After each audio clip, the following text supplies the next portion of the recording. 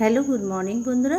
আরও একটি নতুন ব্লগে সকল বন্ধুদেরকে অনেক স্বাগত আর অনেক অনেক ভালোবাসা দিয়ে আমি ব্লগটি শুরু করলাম তোমাদেরকে সাথে নিয়ে। এখন ঘড়ির কাঁটায় বাজে সকাল 9টা আর এখান থেকেই শুরু করছি বন্ধুরা। তোমরা আমার সাথে থেকো, পাশে থেকো। আশা করছি ভিডিওটি তোমাদের ভালো লেগে থাকবে। কোথাও কোনো অংশ যদি ভালো লেগে থাকে চ্যানেলটিকে একটু লাইক কমেন্ট করে দিও বন্ধুরা। তা দেখো বন্ধুরা, বাজার থেকে সেরে আসলাম সবার প্রথমে। আজকে একটু বাসি কাজটা করে নিয়েছি, সেটা তোমাদের সাথে আজকে শেয়ার করে নিই। তা বাজারে চলে গেছিলাম, বরকে আজকে ব্রেকফাস্টে রুটি করে দিয়েছি। আমি জোর করেই করে দিয়েছি, কেননা বলো তো প্রত্যেক দিন এখন কি অভ্যেস না দুটো শুকনো মুড়ি খেয়ে যাবে বলো তো। এদিকে ইনসুলিন চলে, সুগারের ওষুধ চলে, আর এত খালি পেটে থাকা তো একদম ভালো না। তা আমি জোর করে দুটো রুটি একটু ভেন্ডির তরকারি করে দিয়েছি। করে দিয়েই আমি বাজারের দিকে বেরিয়ে গেছি, সেও দোকানে চলে গেছে।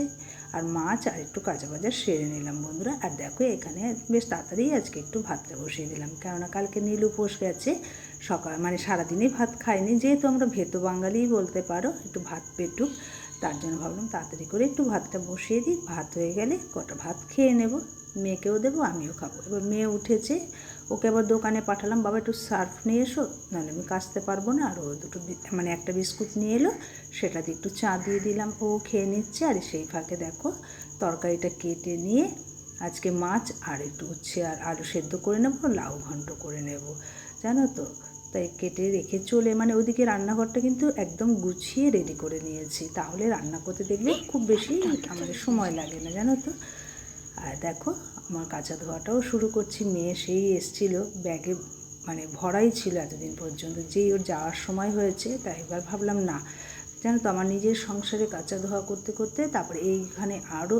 আর ওর জামা প্যান্ট দেখছি এতটাই ময়লা হয়েছে বলো, মায়ের কাছে আর মেয়ের কাছে অনেক তফাৎ। ওরা তো ছোটো না এখনও। তা আমি আবার একটু ভালো করে ভিজিয়ে রাখলাম, রেখে আমি কাঁচা ধোয়া করে একদম স্নানটা সেরে নিয়েছি। দেখবে অনেকগুলো কাঁচা ধোয়া করতে গেলে না একটু সার্ফের জল আসে, তাই ভাবলাম একবারে কাঁচা ধোয়া করে স্নানটা করে ফেলি। দেখো স্নান করেই আমি ঠাকুরের বাসন নিয়ে মাজতে চলে এলাম। আর এখানে তুলসীর তলায় একটু জল দিয়ে দিচ্ছি, গাছ থেকে একটা ফুল নিয়ে তুলসীর তলায় জল দিয়ে এবার লাল জবা নিয়ে নিলাম। একটা সূর্য দেবতাকে না প্রত্যেক দিন জল আর এই ফুলটা, দেখো তার চরণ অবধি তো যেতে পারি না আমরা, তা এখান থেকেই আমি তাকে ফুলটাও নিবেদন করি আর বলি সূর্য দেবতাকে। আর আমি দেখো পুজো করতে চলে এলাম। জানো তো বন্ধুরা, মাঝে মাঝে না আমার এমন মনে হয় আমাকেই আমি নিজে খুঁজে পাই না একদম। এত কাজের প্রেশার, দেখবে একটা সংসারে একা হাতে যেসব গৃহবধূরা করে, তারাই একমাত্র বুঝতে পারে যে কতটাই চাপ। ধরো একা হাতে বাজার করা, সংসারটাকে পুরোটা সামলানো। আর আমার হাজব্যান্ড তো শুধু দোকানে থাকে, দেখো তারও টেনশান কিছু অংশে কম না। কিন্তু দেখবে আমরা বাজারে যাই, যেই টাকাটা নিয়ে যাই বরের থেকে, তার মধ্যে থেকেই তো চেষ্টা করি আনার জন্য। আমি তো আর এক্সট্রা আয় করি না, না যে ধরো আজকে পছন্দ হলো নিয়ে চলে এলাম, কালকে আমি দিয়ে দেবো, তা তো হবে না। সেটাই বলি মাঝে মাঝে আমার এতটাই চাপ টেনশান থাকে নিজেকেই আর আমি খুঁজে পাই না নিজের মধ্যে। আবার শান্ত হওয়ার পরে এতটাই উত্তেজিত হয়ে পড়ি, কিন্তু কাউকে কিছু বলতে পারি না, একার মতন বক বক করতে থাকি নিজের মনকেই। আবার হয়তো কখনো বুঝিয়ে সুঝিয়ে নিজের মনকে ঠান্ডা করি, তখন আবার হয়তো আমি আমাকে খুঁজে পাই জানো তো।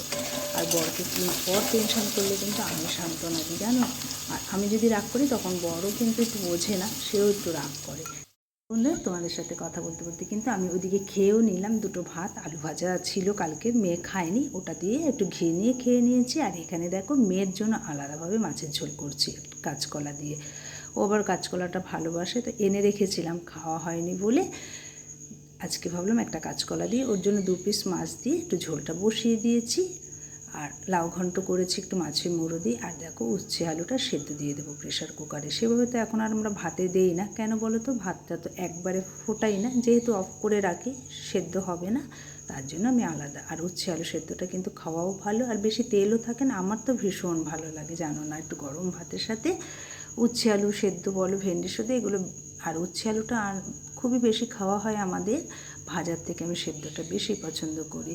তা দেখো বন্ধুরা, ওদিকে তো রান্না হচ্ছে, আর আমি না সেই ফাঁকে রান্নাঘরটাকে একটু গুছিয়ে বাসনগুলোকে যতটা আর কি হালকা করা যায়, রান্নাঘরটাকে একাই তো করতে হবে বলো, সেভাবেই ঝটপট করে নিই। আর দেখবে ছড়িয়ে ছিটিয়ে রান্না যখন করা হয় তখন কিন্তু রান্নাঘরটার অবস্থা একদম খারাপ থাকে, ছড়িয়ে ছিটিয়ে। আবার রান্নার পরে দেখবে এত সুন্দর গোছানো থাকে, তখন নিজে থেকেই দেখতে খুব ভালো লাগে। কিন্তু এই রান্নার সময়টা হবেই বলো।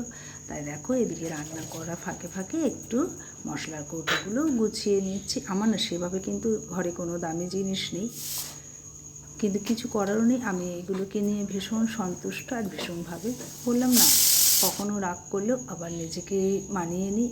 সেরকমই সংসারটার উপরে হয়তো কখনো রাগ করলে আবার নিজেকে জানি আমার হাজব্যান্ডের কিছু করারও ক্ষমতা নেই, অত চাহিদাও মানে চাইবো যে ধরো চট করে এনে দেবে সেটারও পারবে না। তার জন্য আমি আর অশান্তি করি না, অশান্তি জিনিসটা একদম পছন্দ করি না। এভাবেই মানিয়ে গুছিয়ে সংসার করাটাকেই বেশি ভালোবাসি। তা দেখো আমাদের মাছের ঝোলটাও করে নিলাম, কিন্তু মেয়েরটা নামিয়ে নিয়ে আমাদেরটাও বসিয়ে দিয়েছিলাম। আমাদেরটাও হয়ে গেল। আর সেই ফাঁকে আবারও বাসনগুলো মেজে নিয়েছি। দুটো কড়া ইউজ করেছিলাম, কড়াগুলোকেও মাজলাম। আর রান্নাঘরটাকে একটু ক্লিন করে নিচ্ছি বন্ধুরা। দেখবে প্রত্যেক দিন যদি আমরা ক্লিন, আর করতেও হবে, কেননা মাছ যতই বলো যে তেল কাজটা, মাছ ভাজতে গেলে তার তেল ছেটে, রান্না বান্না করতে গেলে কিন্তু মশলাপাতি ছিটবেই। হ্যাঁ, তা সেগুলোকে একটু পরিষ্কার করে নিই। আর প্রত্যেক দিন পরিষ্কার রাখলে না দেখবে ঘরদোরগুলোও কিন্তু ভালো লাগে, আর আমাদের কাজকর্মও কিন্তু ভীষণভাবে এনার্জি দেয়।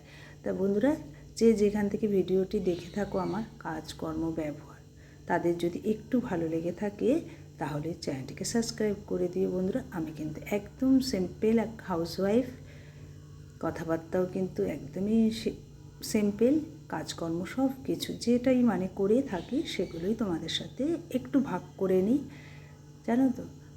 এতে কি হবে, আমাদের কিন্তু ভীষণভাবে এনার্জিও।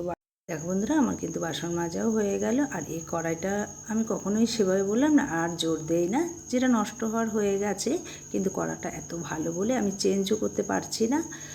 তাই এটাতে রান্না করি, বেশ ভালো হয়। মাছ টাছগুলো খুব একটা লাগে না, ঝটপট করে উঠেও যায়। তাই আমি ওই পাশটা মানে একটা পাশ তো ক্লিন করে নিয়েছি, আর এই এক পাশটাও ক্লিন করে নেব। ক্লিন করে নিয়ে আমি এবারে রান্নাঘর থেকে, আর কি দেখবে গরমকালে না যতক্ষণ রান্নাঘর থেকে না বেরোবে ততক্ষণ যেন একদম শান্তি পাওয়া যায় না। তাই দেখো আমি কিন্তু সমস্ত টাইলসগুলো একটু ভালো করে মুছে নিলাম, কলটাও একটু মুছে নিলাম। দেখবে সারাদিনের জল পড়ে আর একটু জলছোপ দাগও হয়ে যায়। তো দেখো আমার রান্নাঘরটা হয়ে গেল কাজ। এবার একটু সকালেও কিন্তু একবার মুছে নিয়েছি, আর রান্না শেষেও আমি আরও একবার মুছে নিচ্ছি। দেখবে হাঁটা চলা বলো, তরকারিগুলো নামিয়েছিলাম, কেটেছিলাম, তারও কষ পড়ে। তাই এই রান্নাঘরটাও একটু মুছে নিই। দেখতে দেখতে কিন্তু বেলাও হয়ে গেছে, জানো না। আমার মেয়েও একটু বেরিয়েছে কাঁচরাপাড়ার দিকে, ও সামান্য একটু ভাত খেয়ে চলে গেছে, এবার কখন আসবে জানি না। তো দেখো আজকে কী রান্না করেছি, এই যে উচ্ছে আলু সেদ্ধ, আর এই যে মেয়ের ঝোল কাঁচকলা দিয়ে। মেয়ে তো আসবে তারপরে। আর এই দেখো আমাদের তরকারি, মানে আমাদের মাছের ঝোল। আর এই যে সকালে ভেন্ডির তরকারি করেছিলাম সেটা, আর লাউ ঘন্টটা না মানে নেই বলতে হলে, মেয়েকে একটু দিয়েছিলাম খেতে আর আমার বরকে দিয়েছিলাম। দেখো আমরা খেতে বসে গেছি বন্ধুরা। তা চলো আজ এই পর্যন্তই রইল।